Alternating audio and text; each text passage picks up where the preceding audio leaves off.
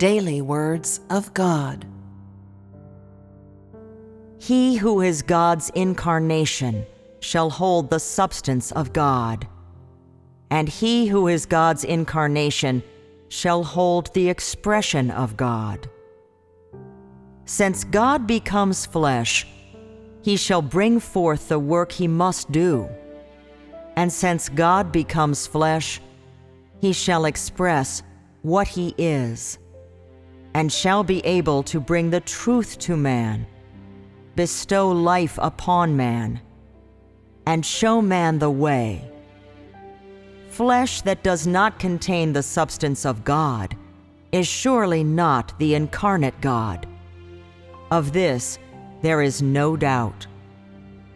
To investigate whether it is God's incarnate flesh, man must determine this from the disposition he expresses and the words he speaks, which is to say, whether or not it is God's incarnate flesh, and whether or not it is the true way, must be judged from his substance. And so, in determining whether it is the flesh of God incarnate, the key is to pay attention to his substance, his work, his words, his disposition, and many more, rather than external appearance.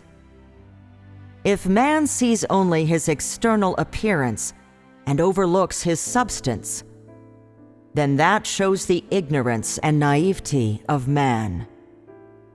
External appearance does not determine substance. What's more, the work of God has never conformed with the conceptions of man. Did not the outward appearance of Jesus conflict with the conceptions of man? Were not his appearance and dress unable to provide any clues as to his true identity? Was not the reason why the earliest Pharisees opposed Jesus because they merely looked at his external appearance and did not take to heart the words that he spoke? It is my hope that the brothers and sisters who seek the appearance of God will not repeat the tragedy of history.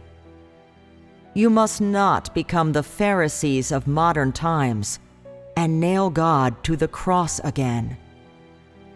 You should carefully consider how to welcome the return of God, and should have a clear mind of how to be someone who submits to the truth.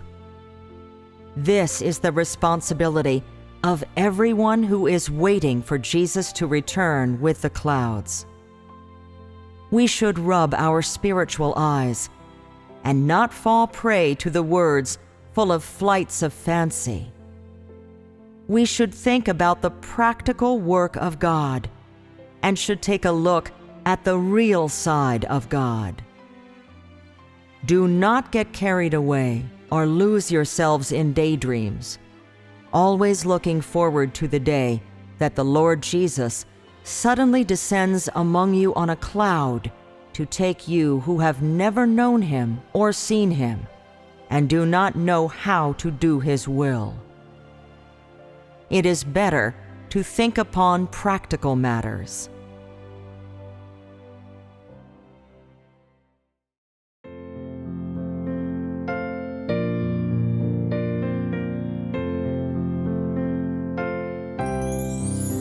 God's incarnation shall embody God's substance and expression.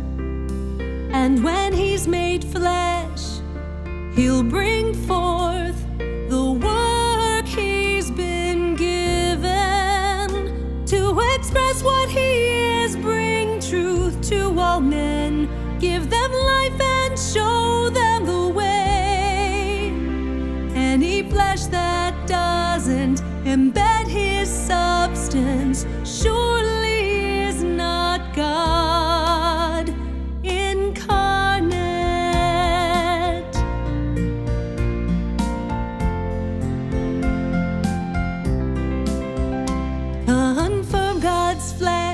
and the true way by his disposition, words, and works. Focus on his substance instead of his appearance. It is ignorant and naive to focus on God's external appearance.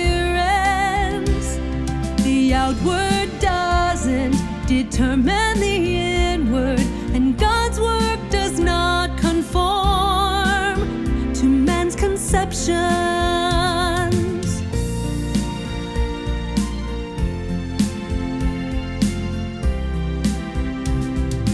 Didn't Jesus' appearance differ from what the people expected?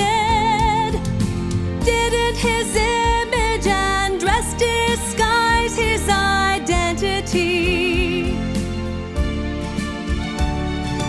Wasn't that why the Pharisees opposed him? They focused on how he looked and paid no attention to what he said. God hopes the brothers and sisters seeking his appearance won't repeat history. Don't follow the Pharisees and nail God to the cross once more. So carefully consider how you will welcome his return. Have a clear idea of how you'll submit to truth. It's the duty of everyone who's waiting for Jesus' return.